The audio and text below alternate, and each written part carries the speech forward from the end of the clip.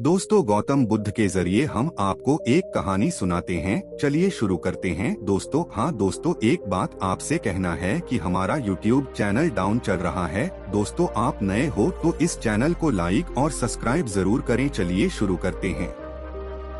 दोस्तों, आपके दिमाग में भी कभी ना कभी यह सवाल जरूर आया होगा कि ईश्वर है या नहीं। तो चलिए जानते हैं आज की इस कहानी के माध्यम से बुद्ध ने क्यों कहा कि ईश्वर नहीं है।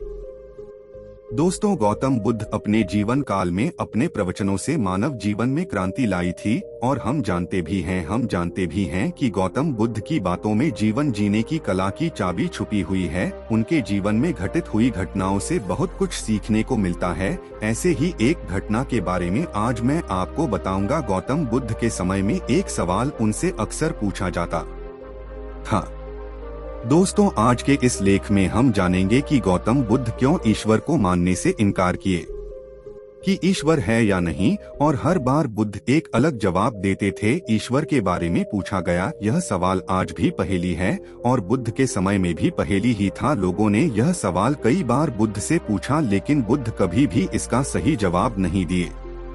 एक बार की बात है, एक जानी पंडित गौतम बुद्ध का प्रवचन सुनने आया करता था और वह पंडित उनकी बातों से सहमत भी था। वह मानता था कि गौतम बुद्ध एक ज्ञानी पुरुष हैं। एक बार बुद्ध ध्यान की मुद्रा में बैठे हुए थे और वह व्यक्ति उनके पास गया और उनसे पूछा कि बुद्ध, कृपया आप मुझे बताएं कि ईश्वर है या नहीं। मेरी आपसे प्रार्थना है कि आप मेरे सवाल का मुझे सही जवाब दें। बुद्ध के बारे में यह कहा जाता है कि वह कभी भी किसी भी प्रश्न का सीधा जवाब नहीं देते थे।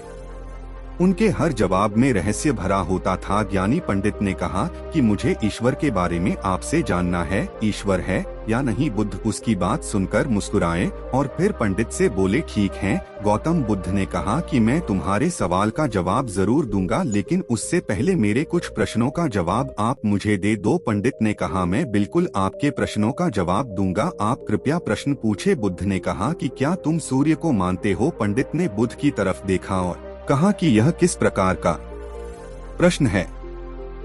मैं छोटा बच्चा हूँ, आप जो मुझसे बच्चों वाला प्रश्न पूछ रहे हैं। सूर्य तो साक्षात प्रकट होता है और पूरी दुनिया को रोशनी देता है। धरती पर रहने वाले हर जीव को सूर्य से ऊर्जा प्राप्त होती है। सूर्य को तो हम रोज ही देखते हैं। बुद्ध ने उनसे कहा कि ईश्वर के होने के बारे में प्रश्न कहाँ से आया, क्योंकि जिस प्रकार सूर्य हमारे सामने है उसके होने का कोई प्रश्न नहीं होता। तब ईश्वर के लिए यह सवाल क्यों उठा, ईश्वर को मानने की क्या आवश्यकता है? इसका मतलब तो यह हुआ कि आपके मन में कहीं न कहीं ईश्वर के प्रति संदेह है, क्योंकि ईश्वर सूर्य की तरह आपके सामने नहीं है। आप ईश्वर को भी बुद्धि से ढूंढने के लिए निकले हो और बुद्धि केवल उन्हीं बातों को मानती है जो उसके सामने दिखाई देता है, और ईश्वर कभी भी आपको प्रत्यक्ष रूप में सामने दिखाई नहीं देगा। अगर दिख जाए तो वह ईश्वर नहीं होगा। गौतम बुद्ध ने कहा कि तुम ईश्वर को मानते हो या नहीं। असल में यह प्रश्न ही गलत है और गलत प्रश्न का सही उत्तर कैसे दिया जा सकता है। इसलिए अगर इस गलत प्रश्न के पूछे जाने पर और अगर किसी के उत्तर दिए जाने पर, तो वह उत्तर भी इस प्रश्न की तरह ही गलत होगा। पंडित बुद्ध की बात सुनकर थोड़ा भ्रमित सा हो गया। उसने कहा कि बुद्ध, आप किस तरह की बातें कर रहे हैं, मुझे कुछ समझ नहीं आ रहा है। बुद्ध ने कहा, अगर मैं तुम्हें सीधे शब्दों में बताऊं तो इसका मतलब यह है कि ईश्वर को माना नहीं बल्कि जाना जा सकता है।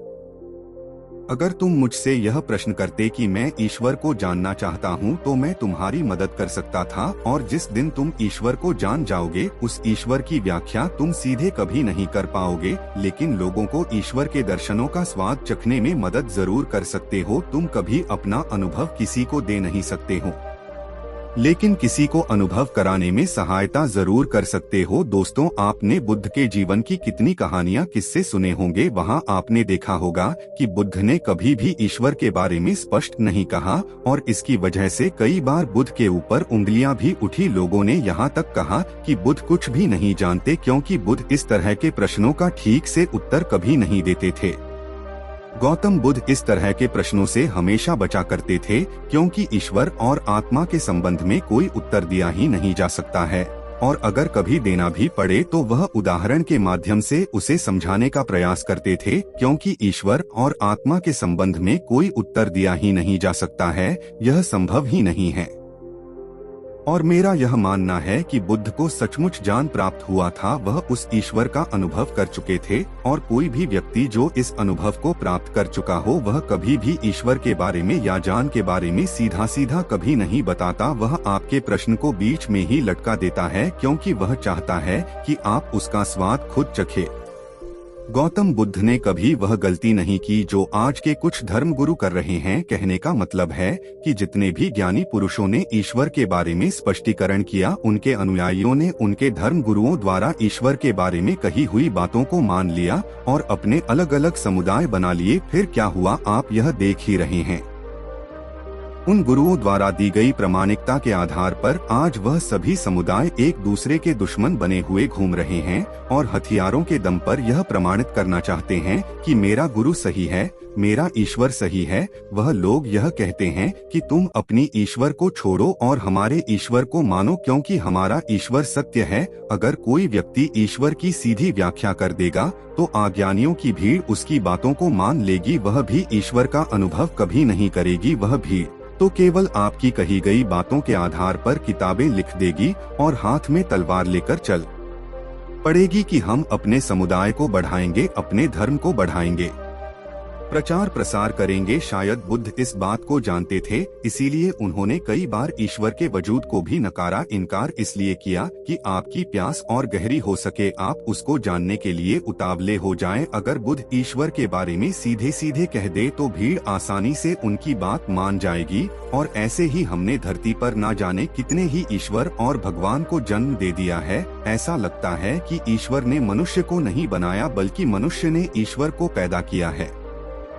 तो दोस्तों, गौतम बुद्ध की कहानी से हमें क्या शिक्षा मिलती है कि भगवान को मानना नहीं बल्कि जानना चाहिए और उसका अनुभव लेना चाहिए। ईश्वर को जानने के लिए सिर्फ एक ही रास्ता है और वह है ध्यान। ध्यान में जितनी गहराई से जाओगे उतना ही तुम्हारा ईश्वर के प्रति अनुभव होता चला जाएगा और तुम्हारे सभी प्रश्नों के उत्तर भी तुम्हें मिल जाएंगे। दोस्तों, उम्मीद है आपको यह कहानी पसंद आई होगी। अगर आपको यह कहानी पसंद आई हो तो अपने दोस्तों और परिवार के साथ जरूर शेयर करें। आपका कीमती समय देने के लिए बहुत बहुत धन्यवाद।